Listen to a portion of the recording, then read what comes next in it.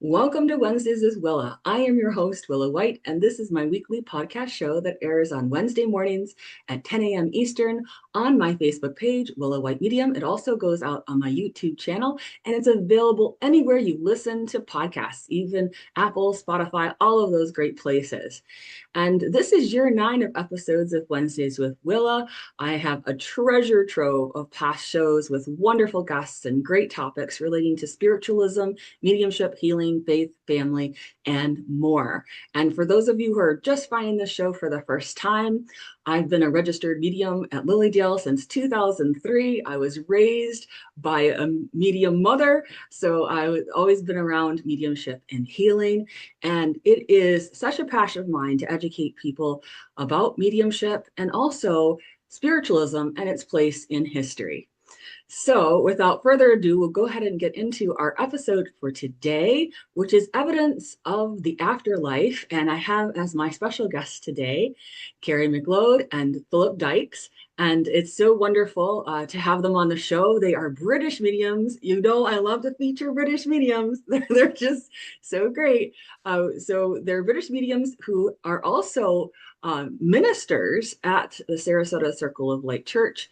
And it's amazing that they are able to do the work across the pond because of the ability of the remote opportunities that Zoom and other things offer us. And they are also featured in a special documentary. The title of it is Evidence of the Afterlife, and they also have a book of that same title, so everything's right in line. And it's beautiful that they are also mediumship teachers, and they have their own student community where they teach mediumship students worldwide, and they are going to be here in Lilydale this summer. We'll be talking more about their special events later on in the show and how you can take part in them. But please welcome to the show, Philip and Kerry. Thanks for being here today. You're Lovely to be here. absolutely welcome. It is an absolute pleasure to be here, Willa. Thank you for that. All the way from the UK. Yes. That's right. It's amazing how we can make the world a little smaller, but also more accessible to people. And, you know, I feel that's what we do as mediums as well. We have that opportunity to bridge between the two worlds and bring comfort and love and that message that we will always have that connection with our loved ones in spirit. And I know each of you have your own journeys. You've studied at Arthur Findlay College in England, and that you've been able to develop your own deeper understandings of mediumship and evidence. And how about you tell people a little bit about that particular journey for each of you? There is, when we were young, and I believe that every young person has their own experiences with the spirit world, even though some people might not remember them. So there were experiences when I was younger, but it wasn't until I was an adult and my child was born, and I went through a really tough time. But isn't it surprising that when we go through really tough times, the spirit world pull ever so close to support us?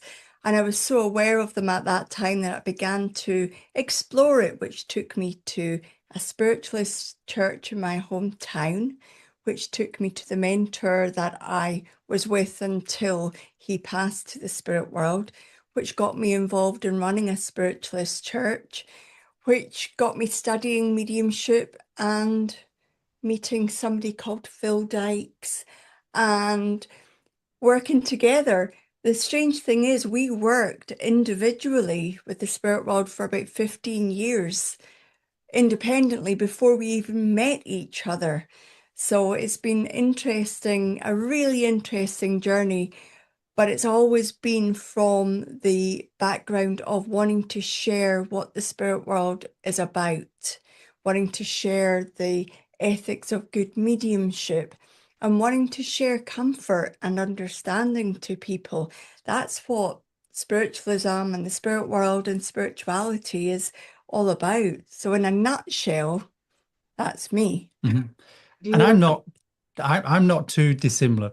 I come from a Methodist family, Methodist preachers. So as they said at the time, I work for the devil, and we've got past that now, though. But the development really started when I was a child, very much aware of the spirit world, huge experiences that my family at the time were very interested in, but didn't understand it. Early teenage years, I was taken to the doctors because they thought something was wrong with me. And it progressed naturally from there, where experiences where I knew things were going to happen, um, real profound experiences within the household that not only I experienced, but my family experienced as well. And I started to become very curious about spiritualism, about the spirit world, very interested in all the weird and wonderful things on TV, always got my interest. But it was when I walked through the church doors for the first time that I felt like I was home. It really touched something inside, and it didn't just touch, it moved me. And I met a wonderful gentleman called John Gilbert, and very quiet man, very well educated where the spirit world was regarded, and he specialized in the trance states. And he would say very little to me, but he put up with all my questions because I was one of those, why is this? Why is that? And he sort of educated me, the early foundations, and let me blend with the spirit world in a circle in the sense of, well, let's see what happens. And he didn't give that restriction around me. So I got very much interested into the church, started to serve the churches, was involved in the committees of churches and national, not national, but the local councils that represented the churches. So I got a really good education to what spiritualism is.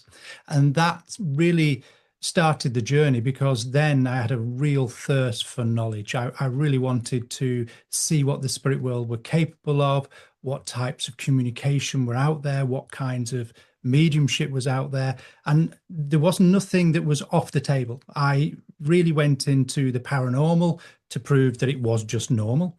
And what I liked about that was the physical experiences I had through certain experiments of EVPs and things.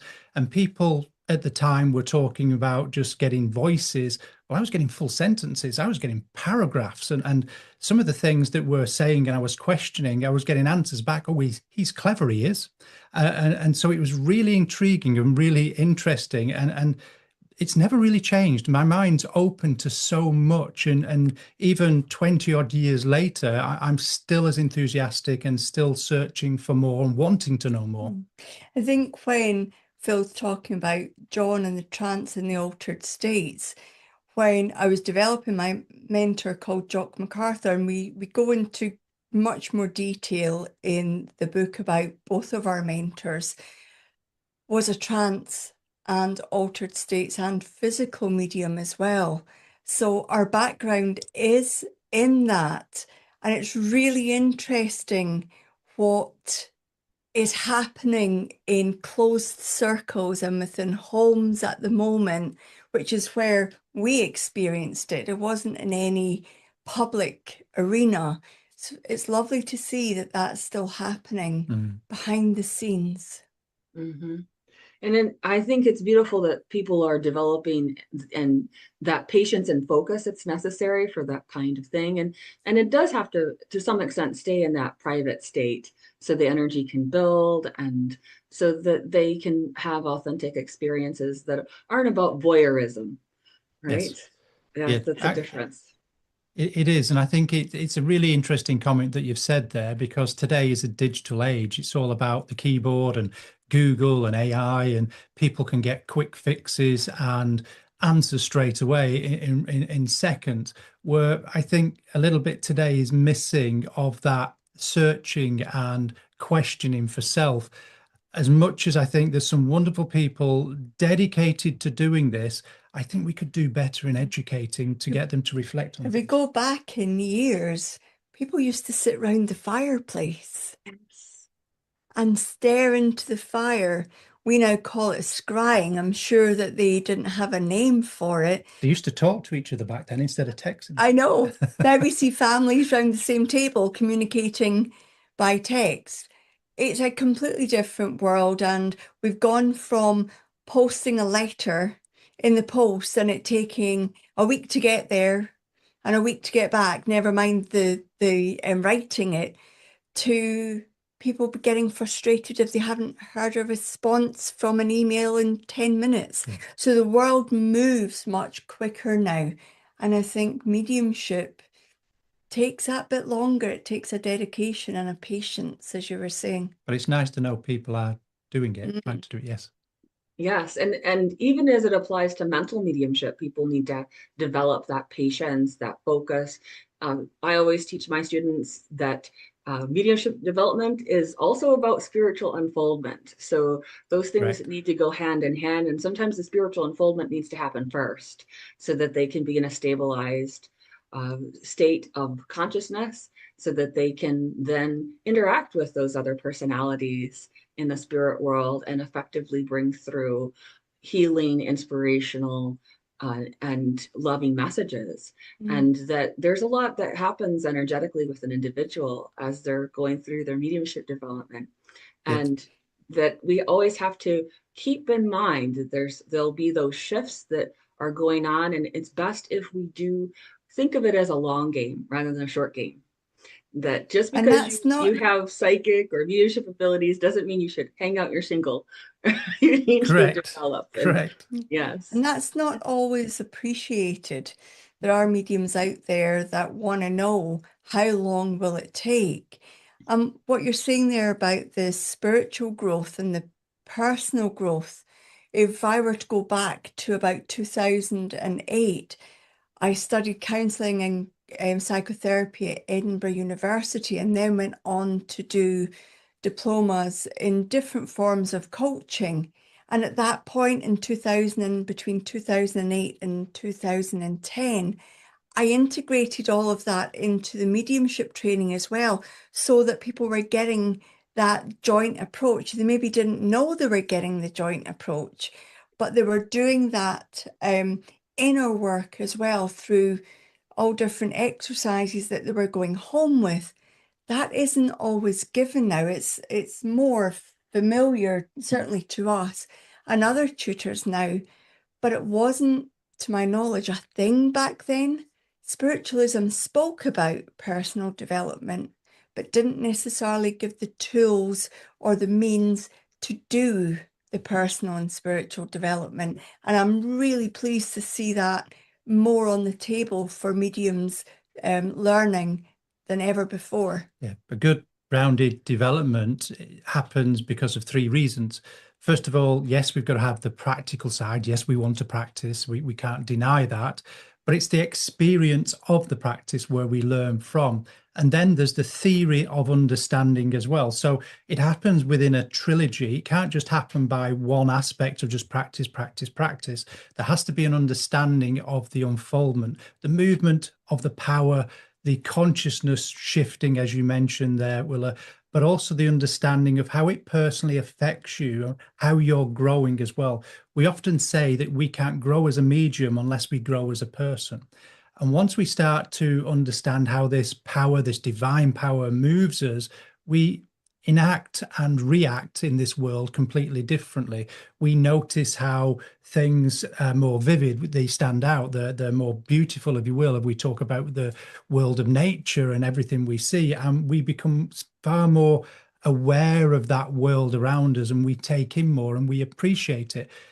It can't help but plant seeds for your understanding, which bring then new elements to the evidence that's unfolding in front of you in that practice. So they've really got to today understand that as much as we want to get to that end result and we want to be the best medium we can be, not for ego, but we want to serve the spirit world, we want to create that love, we want to create that healing, and we want to inspire the living, which I do believe is a big part that's missed today.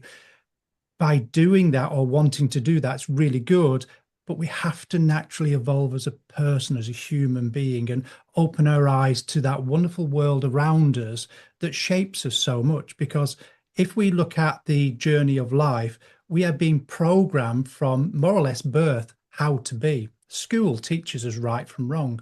we're then employed, and as well, before we're employed, we're a teenager that pushes the boundaries a little bit and tests the world. So we're governed by the surroundings. And I think one of the beautiful things about mediumship development and spiritual development is how we diminish those walls and boundaries to see the natural essence and beauty of life, and how it touches you, and how it then is shared within your mediumship and spirituality to touch and share others.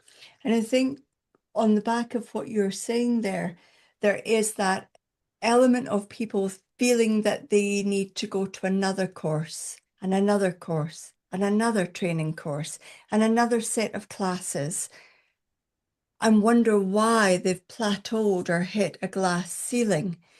And there comes a point within every medium where the soul hasn't developed to the point that the brain understands mediumship. So we know people that have trained for however many years, and they could teach us the formal training. They could share back to us the mechanics. But what's lacking is the element of themselves looking in, because that's where real mediumship happens, is within us, in that blend with the spirit world and with ourselves. And then when they start that journey, their mediumship suddenly just breaks that glass ceiling and takes off. But it's the stuff that can't really be taught in classes. We can give the tools for people to do, but if the person's mind isn't ready to take that lifelong journey to understand self, then they're going to try and skip corners and cut across ways and not do the inner work, not do the homework. And it gets frustrating for us as tutors. I'm sure you find out the same, that somebody will come back and say, why isn't my mediumship developing anymore? And at that point, we share with them that they need to do that inner work.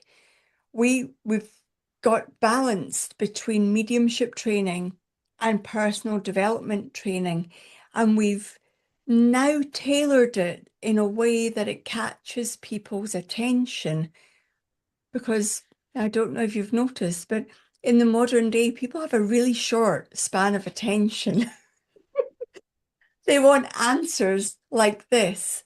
So giving personal development in a way that they can understand and that they can do in small chunks makes it far easier for them to do. And we make it fun as well. Yeah. We don't take ourselves too seriously. So when they're in that fun environment, they're more willing to be looking at self, because it's really hard to look at self and see the fact that we might have more flaws than we thought, or the shadow self might be a little bit closer to the surface than we initially thought.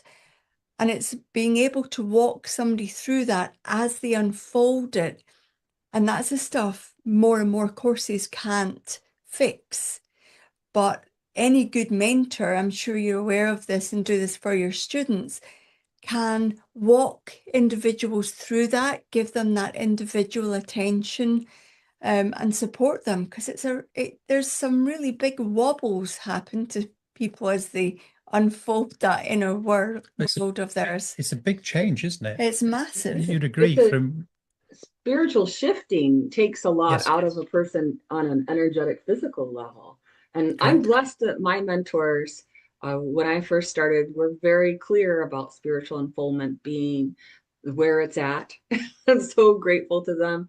And what I tell my students is that it's about right practice, yes, but it's also about right intention and how we walk our spiritual natural laws through that process and live them.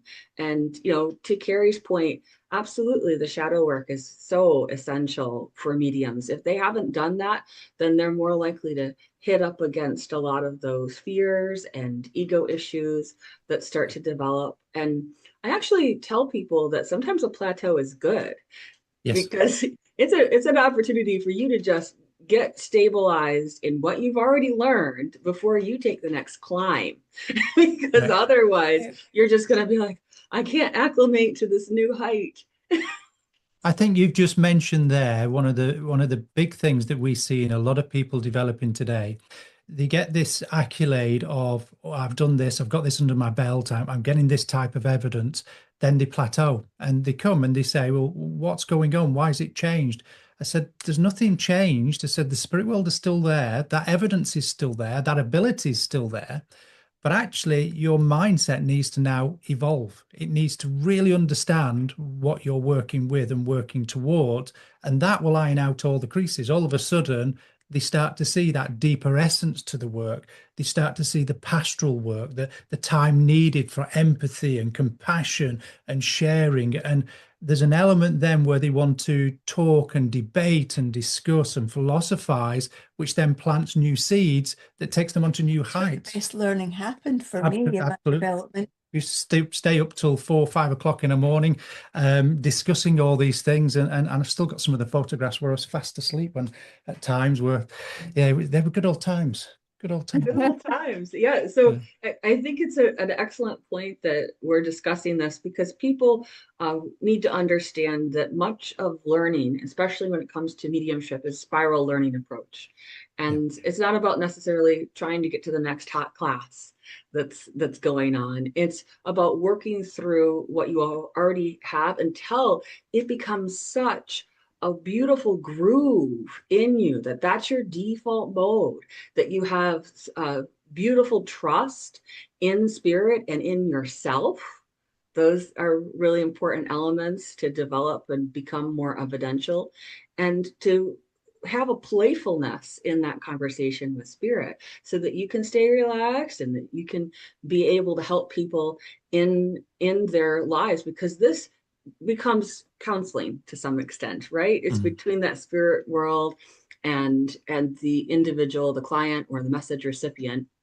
And I wanted to ask you all about this. What do you feel, knowing that that's an important basis for mediumship and for developing mediums to get to that core self, but what do you think is the thing that puts them into really strong, verifiable evidence in a reading? Oh, it's a big question. Yep, go. It is. It is a big question. I'm going to say, how long have we got? Yeah. I know. If mediums, excuse me, if mediums become familiar with being uncomfortable, the natural way of human beings is discomfort avoidance. That is what humans tend to do. They'll do anything to avoid discomfort. And so, as a human being, I might do everything to avoid being uncomfortable, which includes the unknown, because the unknown creates huge levels of discomfort in human beings. That's a generalization.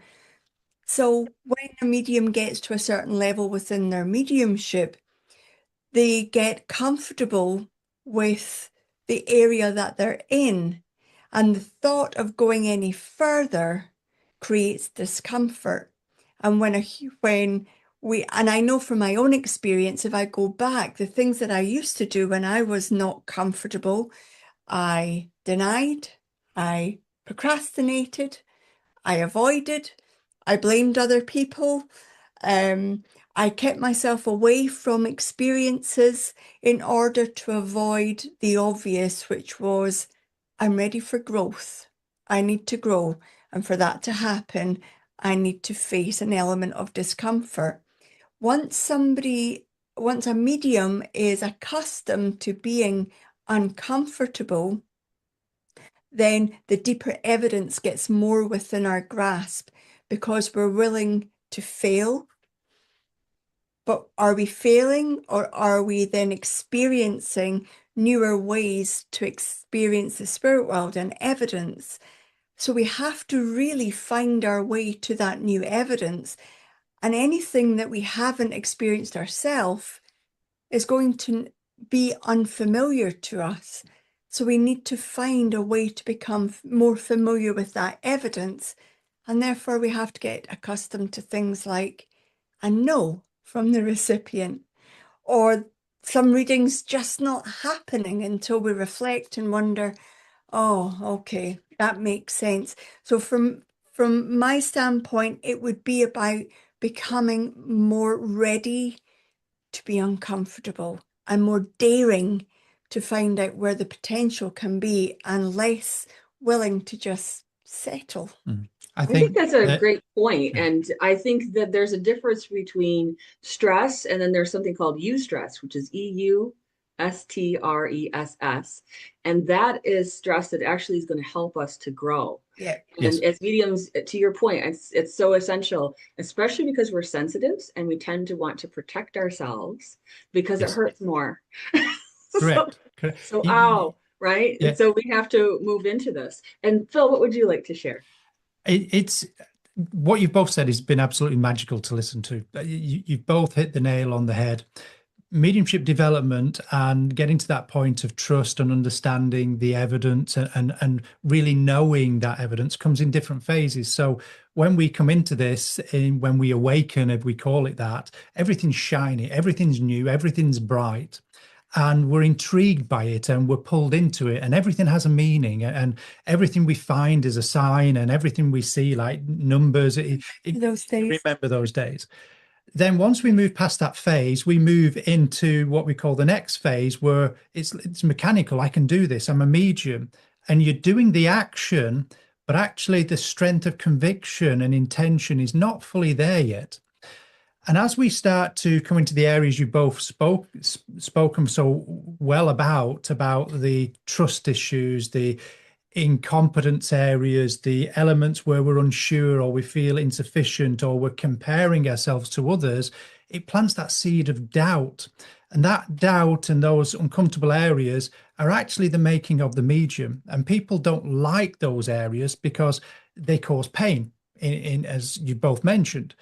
But actually, where the making happens is the walk and the fighting through that, where we're looking for the answers, we're getting conviction to the reasons why we're doing it. Yes, it's a passion, but what is our purpose? Why are we doing this? And the common answer we hear at that point is, well, we want to heal people, we want to inspire people. And we say, okay, let's take those off the table. Why do you want to do it? And that makes them really question then what it's about for them. And once they start to understand, then it pushes them onto another area where they start to dig even deeper, where they get the faith, where they get the real belief from. And that's where the trust then starts to creep in. And that's where the knowledge then comes in of, I am a medium, I can do this. And there is no doubt of an element that you are the medium, especially when somebody comes up, you do what? Really? You're able to face them, you're able to speak with them and diverse and be topical about it and educate them. And then we can really see that they then start to really move into the power of being the medium, being the helper, being the carer, being that counselor, being that person that's going to inspire, bring comfort and love. But most importantly, the words in the exact way that the spirit world want. And knowing that that is good enough, where we don't have to add things on or get extra, like that earlier stage of comparing. Oh, well, they get this, but I don't get that. I want that. All that diminishes.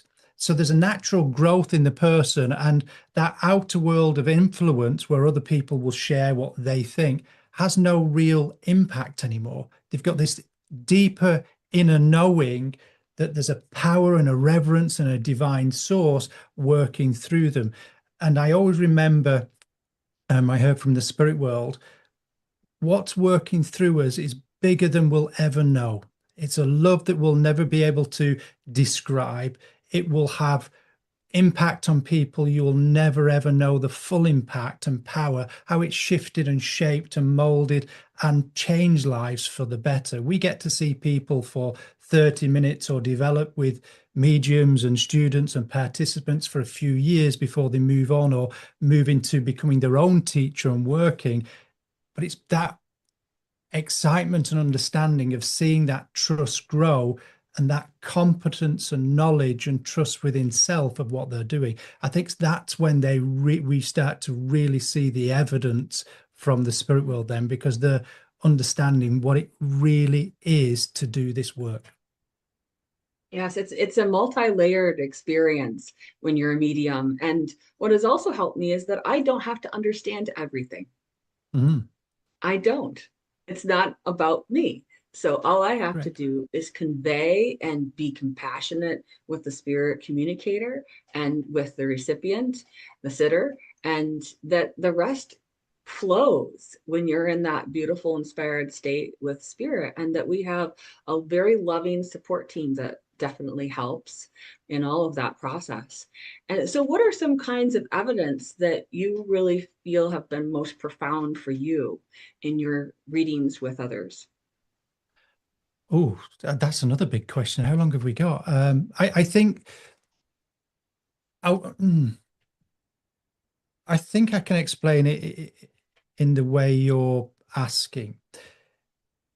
One of the things that's kept me in spiritualism and mediumship and really interested in the spirit world is how the evidence when I'm working is touching myself, is moving my understanding.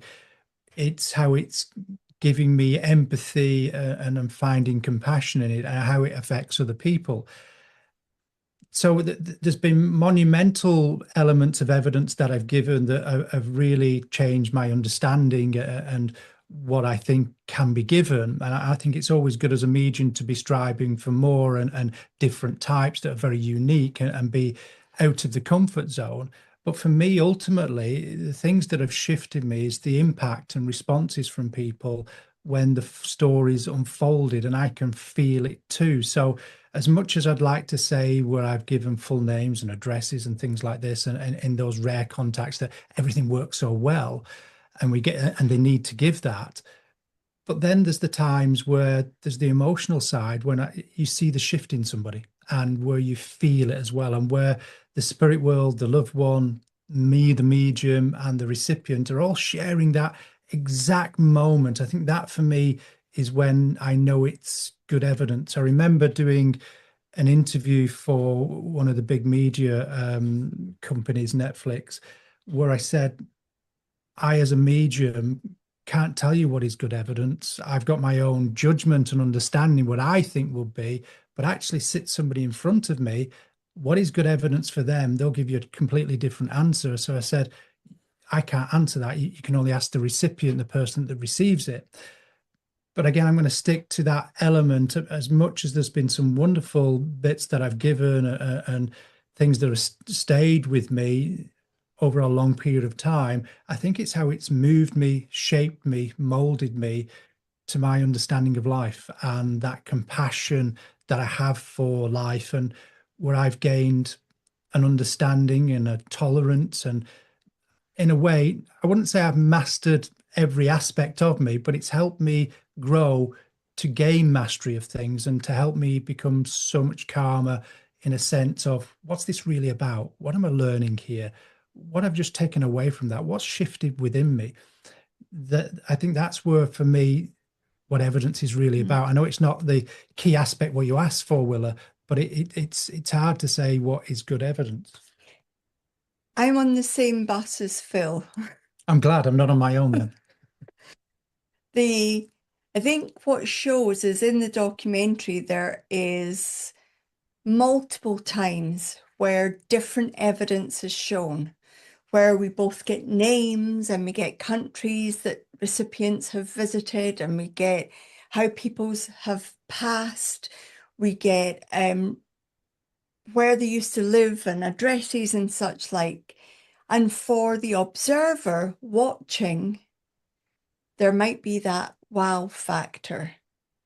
But we have to then sit back and know that, yes, the camera happened to be there filming that, but that isn't necessarily for the camera. That would have been because that individual needed the names and the holidays, the vacations, the places they lived, how their loved one passed.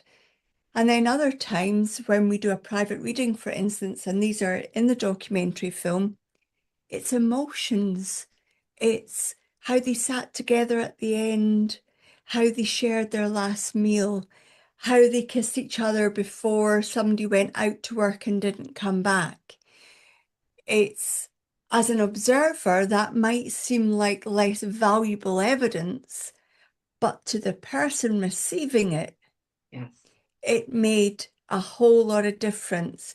So it's very easy as an observer, and Robert Lyon, who produced and directed the film, has done an excellent job of capturing all the different angles of what a reading and what a demonstration can do, because we are not attached to the type of evidence that comes. Yes, it feels really good to be able to get objective evidence when you know that that person needs objective evidence. There's nothing worse than coming away and the person saying, "Did you get their name?" And you realize at that point that a name, for whatever reason, was important to them. But we open our mind to them and let them know that we're not in charge of what evidence comes. And for whatever reason, that just wasn't important to the communicator at that time. Yeah, there's in the film, very quickly, there was some really hard evidence taken out of the film because people said that's too hard hitting. That is going to shape things. We wanted it to stay in because we believe evidence should be heard and should be seen. But actually, the producer said, no, it doesn't fit into the story because I want the story to be one about you guys, because you're mediums. I want to show people the world of mediumship. I also want to show them the world of what spiritualism is and what the world of grief is, so that there's multiple stories in there. He's done it so beautifully. So I understand why he's taken some really hard evidence out, and where he got a second opinion on it and they agreed. And we got a little panel together to watch it because I wanted it to stay because there was all the good things in there. But they said, actually, there's just a little bit too hard, and people might deem that a little bit negative of somebody's last moments or their personality, how they were and the characteristics, without saying too much. So we understand that, but he's done a magnificent job with the story. And I think this goes back to the conversation here and the question about evidence. If it's telling the story of life to that person in front of you, and it's touching them and it's taking away any doubt that there is life after death, then I think all evidence is good. And especially when the medium understands it and resonates with it and has empathy and understanding and is able to deliver it with compassion, I think that's what I'm looking for. Because my word would be, it's exquisite when you see a medium doing that. Absolutely. And, just for people who might not be as familiar with mediumship, I'll just speak to that real quickly. Sittings with mediums are experimental sessions. So a medium cannot guarantee that they'll be able to connect with a particular loved one in spirit, and they can't guarantee they'll connect with certain kinds of information. And so often, to Kerry's point, the emotional aspect is much more important than either names or places. Right. It's, the things that they know you can't get from an obituary. It's the absolute essence of that spirit communicator and what it feels like to talk with them, and the emotions, the connection that it still invokes. And so that so often is the best evidence. And also evidence is reliant on whether that spirit communicator will convey it, if they're Correct. good at that level. And we all have different ways that we take learning and information on board and how we give it out. And for some people, they're much more involved in the gossipy world, and other people are into the hard facts. And so that will definitely make them lean into certain forms of communication and information. Now, in terms of building this for the understanding of the afterlife, we bring through evidence of that human personality after so-called death, and that they can have a real-time conversation with their loved ones in spirit is so valuable. Let's move into that understanding of what about the afterlife. What have the two of you, learned about the afterlife? I've learned that I don't know exactly what it is, but I've learned that it definitely exists. I think Phil and I come from for different reasons, from a background of being very analytical. I like the scientific part of spirituality, spiritualism, and mediumship. I like the fact that evidential mediumship requires proof of the person in the spirit world. I like the fact that we shouldn't really be giving the message if the recipient does not know for sure where it's coming from. It's valueless then. It's pennies in terms of values, instead of so valuable that they would pay an inordinate sum for it. There is an incredible amount of emphasis put on what the medium can bring. When I work for the spirit world, I know that all illnesses are let go.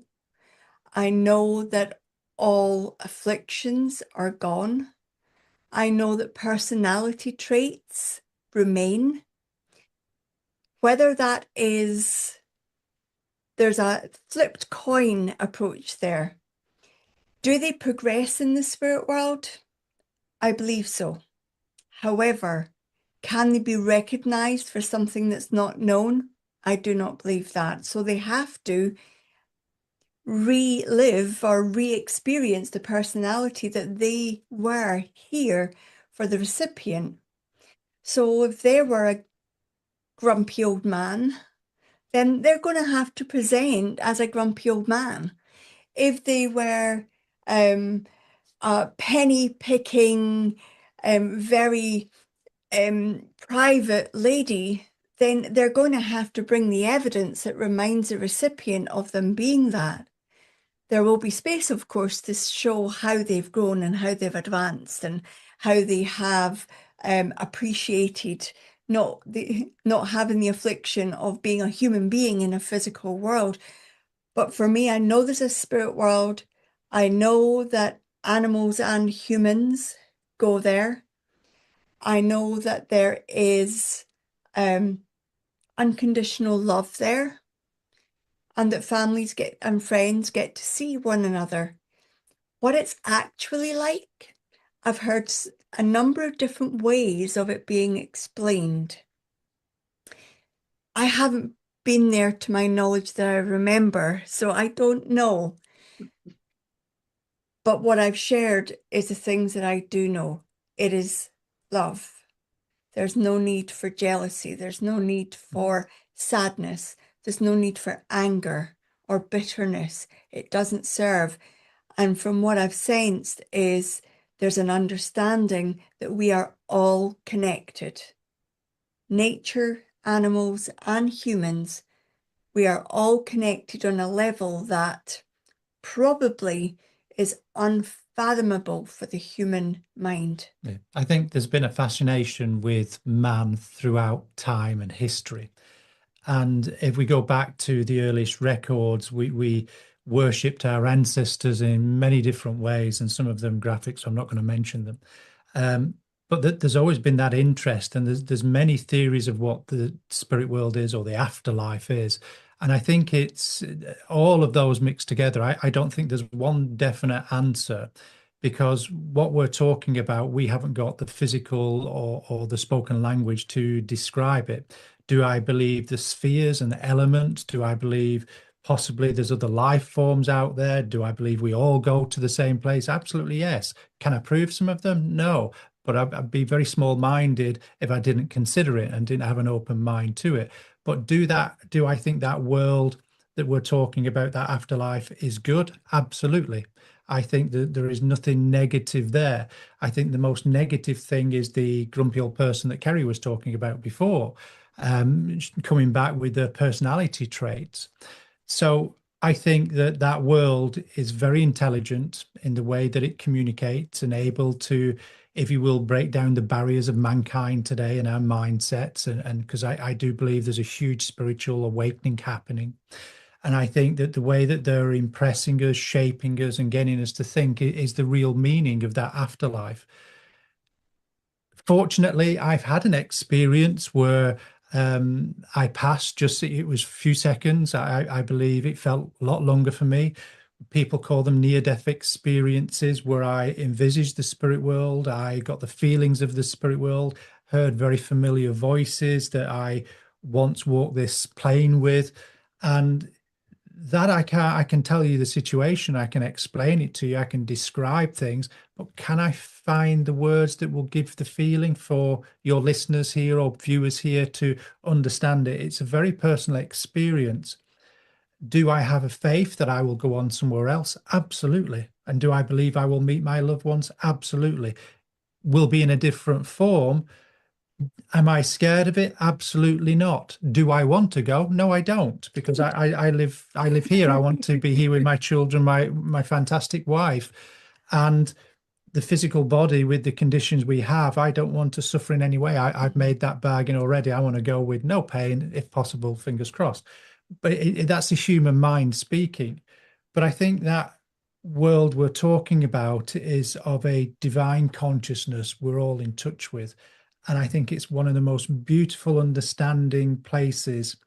And we can hear such recordings of Leslie Flint where people come back and talk about it, where they say the spirit, the colors are so vivid, they're not like here, they're more vibrant, and what we create and what we think is what we live within. And I think that's such a beautiful world to think of, the afterlife. And I particularly like the word, the Summerland, because that paints a picture of beauty, of open plains, freedom, friendship, love, all the things that we want here and all the good things we've experienced here. I do believe we take and we resonate in that afterlife. There's also the part of my understanding is that the spirit world looks after its own as well. Mhm. That we don't have to worry about somebody being lost or not being found, or being alone, Or the suicide thing. or somebody who passes in a way that a person might not agree with, suddenly that they're punished. They're not. We've both had so many experiences where the weight of that's been lifted from the sitter, the recipient, because they've said, I'm fine. Grandad was there. You asked Grandad to meet me, and he came and he got me, and I've got the dog here as well. There are so many times where I've had it confirmed that nobody is left alone and nobody is allowed to become lost unless they choose to have a bit of time on their own. I'm sure everybody's entitled to that, but I've never heard of anybody being left alone. I totally agree.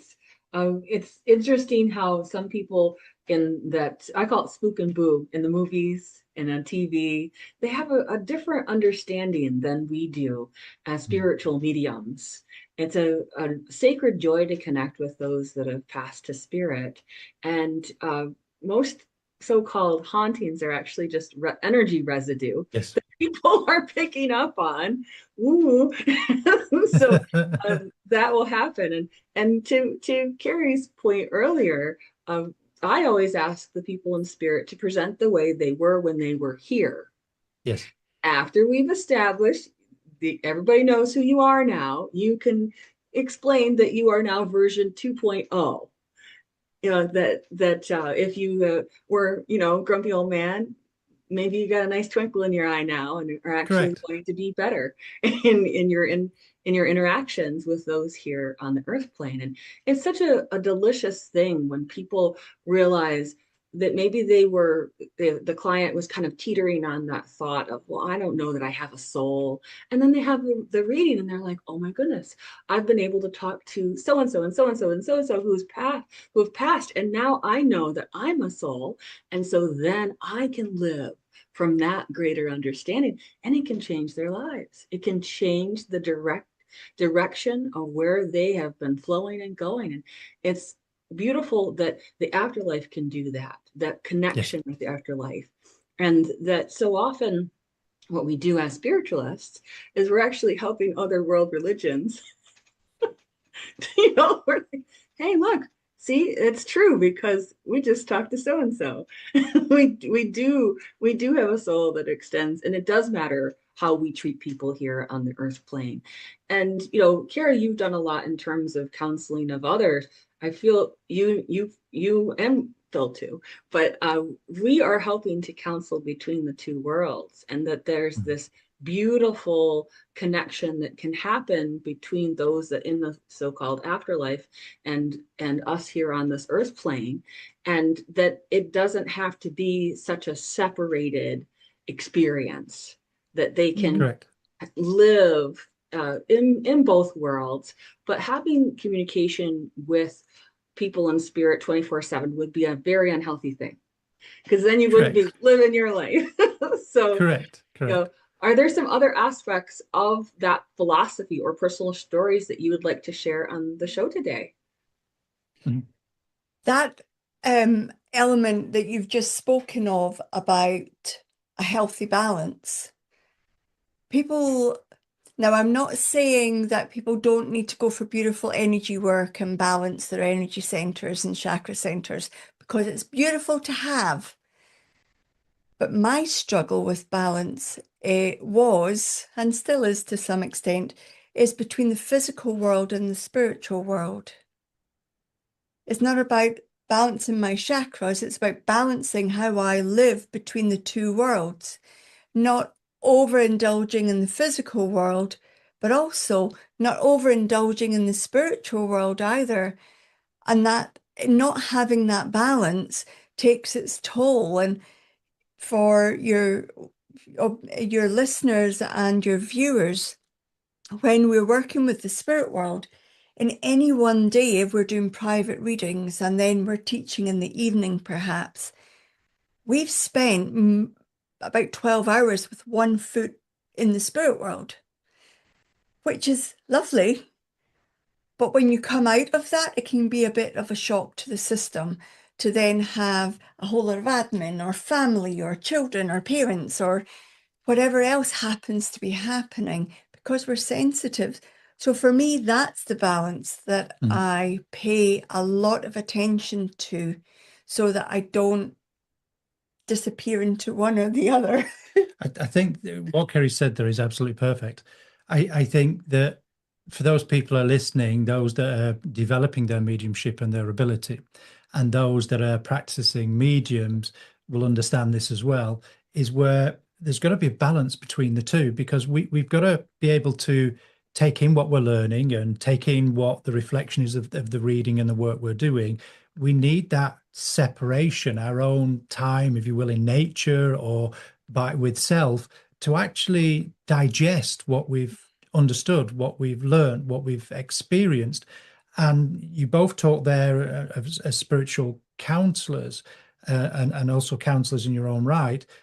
But again, with being a fellow coach, and master mentor, there's an element where we don't want people to relive things. We just want people to understand what they've gone through, to take the learnings out of it or to move past it so it doesn't control them anymore.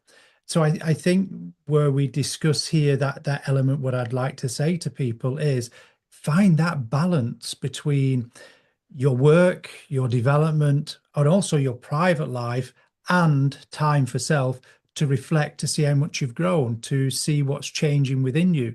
And I'll go back to something I said earlier. A lot of people developing today where the plateauing or the frustrated and things not happening as they want, having that little bit of time to self to question, to gain understanding, will iron 99.9% of things that are frustrating you in your development. And The break is sometimes what they need. absolutely, yeah, Yes. absolutely. And to honor that there has to be a balance.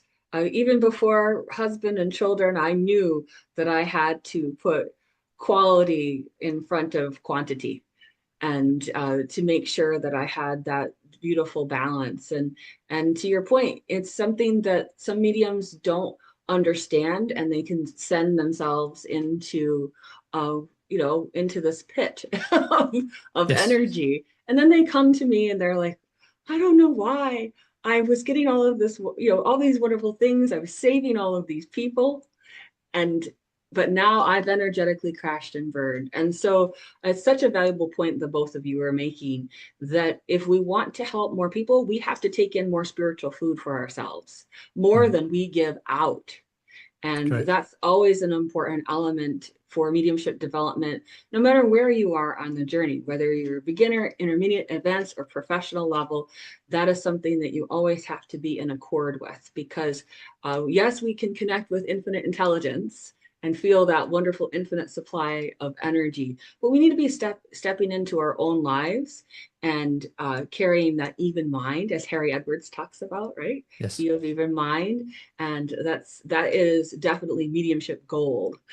Right there, right there. I want to just take a few minutes to talk about the documentary. I know that's going to be aired here at Lilydale, so we'll have a premiere here this summer. Can you tell us a bit more about that documentary? How many hours, days, whatever did you spend filming that Years. documentary? Years. Oh, it Years. spanned years. Oh, Yeah, interesting. it started before COVID, where Robert Lyon came to us and said he wanted to make a film about mediumship and what it is and what it entails. And originally we said no, because we thought, yeah, we're not too sure about this. We've been stung by televisions and programs before. So we wanted to know the intention. And originally, as I said, we said no.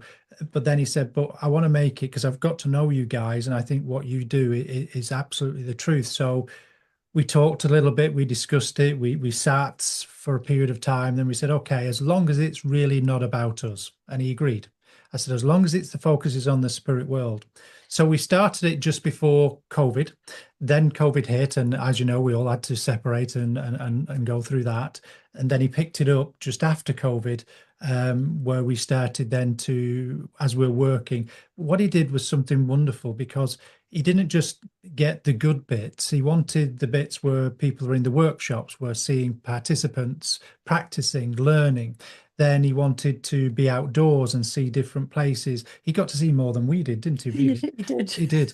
Have you been all day? Oh, I've been at the beach. Yeah, exactly. So filming all those things, but he was so discreet with the camera. Everyone knew he was there, but everyone said the same thing, that he was just so wonderful. You didn't recognize or realize the camera was there. So he recorded some magical moment. Apparently he's got enough for about another 3 movies, but what he's done is gone through to build the story that he wanted, that talks about the truth of evidential mediumship, why it's so important, why it needs to be disciplined and framed the way that it is to keep it alive and moving forward for millennium for other people to experience.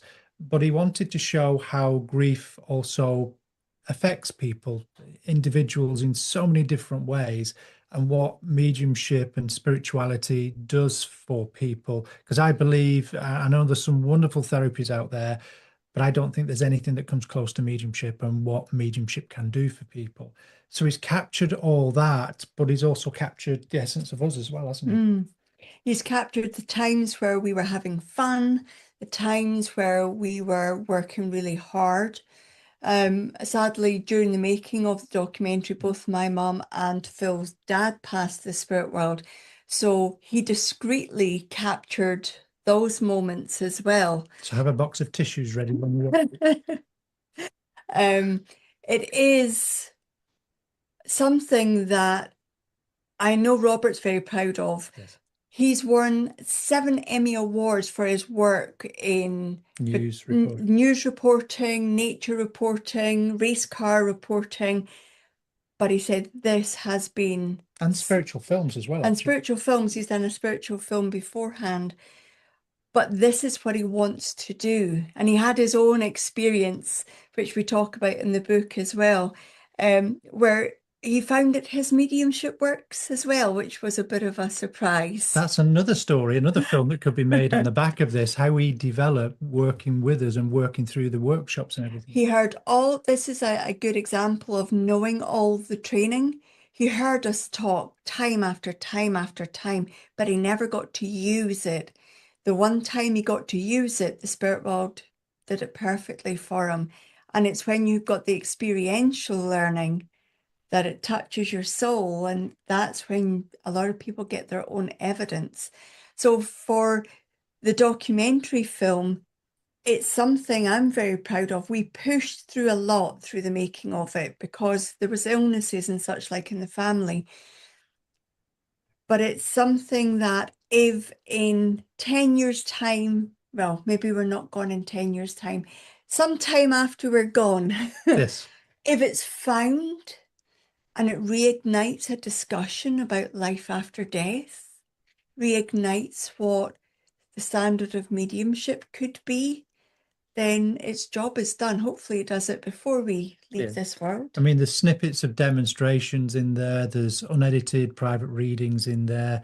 There's interviews with recipients. There is moments caught between the audience and ourselves. And where there's points made by somebody that's speaking over the top. I can't remember what it's called now. It's alluded from narration and certain topics to really hit home to show and get the point across about mediumship and the beauty of it, and how, in a way, we all should be looking at spiritual studies and evolving as human beings. And it's not an occupation. No. It's a vocation. It's something that you dedicate your life to. And I'm hoping, as much as people will come to spiritual centers and churches and different things, we're hoping, because it's media, it's going to open a net to many more people to get them to look at it and maybe come into the churches and the spiritual centers and Lilydale and so on and so forth. That's what our pioneers in the past did. Yeah. They spoke about spiritualism in the spirit world in order to get people into the centers. Correct. And through COVID, people have left the centers and gone out. So hopefully we can bring people back to where the truth of it in a lot of ways began. That roots and the fellowship are so important in the development of an individual, and know that they have a support of a grounded spiritual community. Absolutely.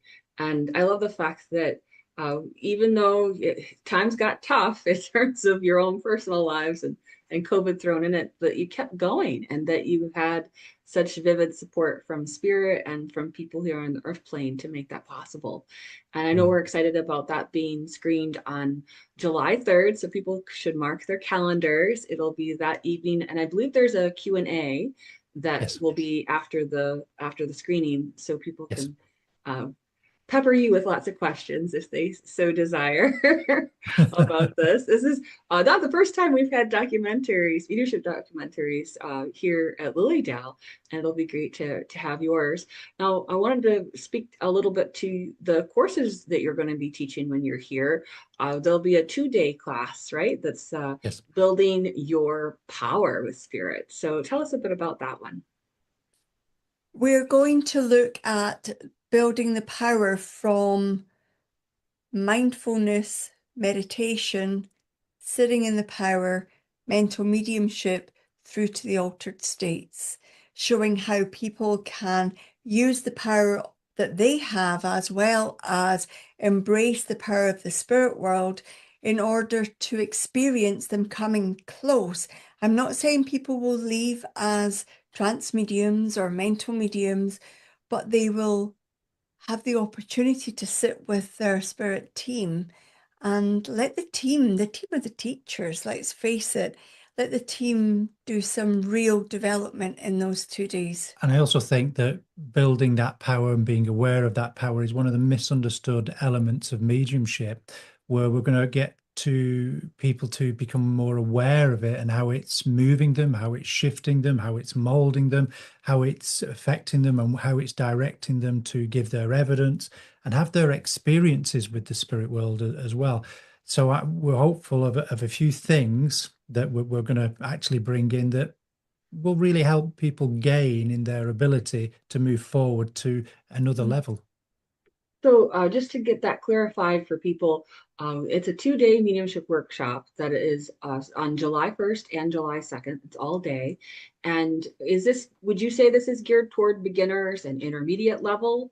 What would you say? Levels. I want to make sure. All levels. All levels. Because there's 2 of us, if there are people who want some additional support because they're new to this, we can take small groups away and we can focus on them and then bring them back in. That's the luxury of us having two of us teaching it, we can Yeah. do that and tailor the class, which we always do anyway, to people. But also, we're very firm believers. If we've got people that, and let's call them advanced practitioners, people that have not so that same level will learn from them as well. So mixing the group actually Yeah. pays dividend, because the way that I was taught and way that I was developed, I was demonstrating with mediums that I thought were absolutely great. And when I was told this is what you're going to do and this is your learning, it's like big swallow, big gulp. It's like, oh, okay, let's do it. Then I quickly realized I was watching and listening. You learn so much from them and you learn from the experience. So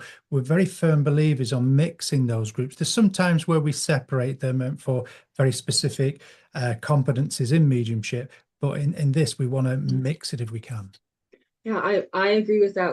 With my regular weekly mediumship development circle that I have, it's for all levels. And some people are very shocked by that because they believe in having progressive circles of the same levels. But I grew up with the all levels, and it's a one-room schoolhouse then. Correct. And then you don't, when you pair off to do partner exercises, it's not two beginners looking at each other going, now what? So I always try to pair a new person with a more advanced student, and it works out so beautifully because they can see how that flows. So that's great to have that clarification for that class. And building the power is such an essential thing. I know I tell my students that, we're calibrating. You're working on calibrating that energy, conditioning yourself. You can't just go and bench press 200 pounds right now, can you? So let's start you off with some 2-pound, 3-pound weights, and then, work your way up, and know that it's something that you have to put that kind of rhythm in. And if you miss class, you'll kind of feel a little off because mind, body, spirit, you were aligned to do the work of spirit. And it becomes something that when you're a developing medium, you really yearn to have that connection with those in spirit. I think in part because we get a vicarious thrill of the love. Yes, we do. To be quite honest, it's a really great high, isn't it? It is. I'll share a little secret with you as well, Sure. and you can't tell anybody, Willa. So all the listeners, put their hands in their ears. So one of the things with building the power, you're focusing on the power, you're focusing building it, you're becoming aware of it. Well, the bit that we're not sharing with you is when you're doing that, the spirit world have got an open path in, and the evidence, the communications that you get is second to none, because you're not looking for it, you're not trying, you're not forcing it, you're allowing it, you're surrendering to it. And that's the difference. That's the beauty. And when we take that 2-day, I know we've got a 1-day workshop on mediumship. For those doing the 2-day, they'll be able to take that into the single day afterwards, which is also all levels. You don't have to go to both. You can go to one and or the other. But after somebody's built the power, usually they're eager to try it out on the individual day of mediumship, and it works. So let's talk a bit about that. That's on July 3rd. That's the Deepening Your Mediumship Power class. And that's also an all-day class. And what makes that different from the Building the Power workshops that you were talking about? So we're actually going to focus more on the mediumship, and we're going to look at the unfolding of that contact. And if you notice there, I didn't say evidence. That is guaranteed. The evidence is going to come. We want to unfold that contact because we want you to blend with the spirit world in a very natural way to you as an individual. So you won't be comparing yourself, but allowing you to be in the essence of the communicator, the essence of the flow, finding out your natural ability, letting those competencies shift and change to how you perceive the world, how you interact, how you speak, how you see it, lets the natural ability show through. So it's about deepening those layers, if you will, that will deepen the layers of your evidence and your ability, but also let you see how the spirit world's trying to blend with you to not just educate you, but to work with you. Because if we have the mindset that we're trying to work for spirit and we're trying to get evidence that we think is good, we're going to steer you away from that and allow that spirit world to work in a very natural way that'll make your mediumship be like A, B, C, just naturally progressing. And I'll guarantee this, you'll be more confident at the end of that day with your ability, because you'll start to see all the things you were trying to do, trying to emulate, instead of letting happen. And also that people will be more comfortable with getting a no. Yes. They'll be asking for no's at the end. You mean a new opportunity? A new opportunity. Yes. NO spells new opportunity. NO, acronym, new Yes. opportunity. So there'll be partner exercises in that one. Yes, day absolutely. class then, versus the 2-day class is more of lead them through energetics. It will be a mixture. Mixture. Okay. So on All the right. second day, we might well bring in some partner exercises as well. Depending on the level of the student. Yes. And how that is. And there is a demonstration, mediumship demonstration service that you'll be doing on that July 2nd in the evening. Yes. And do you tag team mediumship where you're we might do. or do you tend to do standalone? I'm giving a message to so and so, and the other is it depends on the spirit world. Yes, sometimes Phil will start and I will follow, or I'll start, Phil will follow. But then if the spirit world comes in, we both look at each other and think, okay, we'll tag team. And we'll share a communication. So it's almost like double contact, so we can do that. So we might actually think about mixing it up a little bit to make it a bit We've done demonstrations with a difference as well, where we're blindfolded. And the recipient's not allowed to give their voice. Ooh. So we're fully reliant on the spirit world. Very interesting. So we might shift it up a bit if you guys are open to it. And so then how would you would you have an independent source tell you yes or no based on the person nodding? Yes, so it will be an independent. So Kerry will act on my behalf and I'll act on Kerry's behalf, or we can get a totally independent adjudicator, if they will, as they say on TV, to do it for us as well. That'll be good. Very exciting. Well, lots to look forward to when you visit Lilydale this summer. For those of you who want to get tickets to Kerry and Phil's events, go to lilydaleassembly.org. That website, you'll be able to go to what's happening and go ahead and get your tickets now. We want you to make sure you have that, reserve that spot, because, you know, certain events only have limited amount that you're allowed to have. And for those of you who are interested, mark your calendars for July 1st, 2nd, and 3rd for all of the wonderful events, including the documentary screening. Any last things you'd like to share with folks today before we close? I'm looking forward to being at Lilydale. I've heard so much about it, and I want to experience the history. I want to experience the power that's there. I want to know all about this stump that everyone keeps on telling me about, that we can work from, and different things. And I want to just get to meet people. There's something myself and Kerry love, and that is meeting people and talking to them. One of the things that led us to be reverends of the Sarasota Centre of Light was the different conversations we had and the different ideologies and the different thinking that people had, and because we learned so much. So, but if I can give one thing to people listening, it would be to stay strong, really focus on that passion that you have, and to really stay true and authentic to yourself and listen to that internal compass that is guiding you, whether you want to call it the soul or whether you want to call it the spirit world's love and impression, and that conscious power moving through you is up to you. But listen to it, build a rapport with it, improve your life, not just your mediumship. I think I want to speak to the people who are looking for reassurance that their loved ones, their friends, their animals are close by them. What I've learned, and I'm 100% sure about, is that when we are in conversation with that world, the connection gets stronger. So speak to your loved ones, have a conversation with them. They are not physically there, but they are spiritually, emotionally, and mentally with you.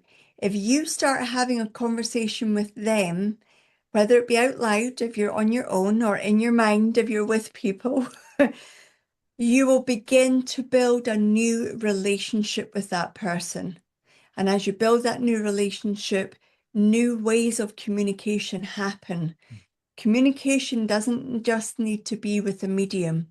It can happen between us and our loved ones. It just takes you to trust, to start that conversation, to believe, and then when you least expect it, you'll have a surprise. Lovely. Oh, that's a great note to end on. Thank you both, Kerry and Phil. Really appreciate you being on the show today and sharing your wealth of expertise in the subject of mediumship. And again, we're really looking forward to your visit this summer in Lilydale. And thank you everyone for tuning in today, or if you're watching on the replay, please leave your loving comments on the show. We love to hear from you and always appreciate your support. You're why I'm doing this show. All right, everyone. Listen wherever you get your podcasts. I'll see you next week. Same time, same place. Bye-bye.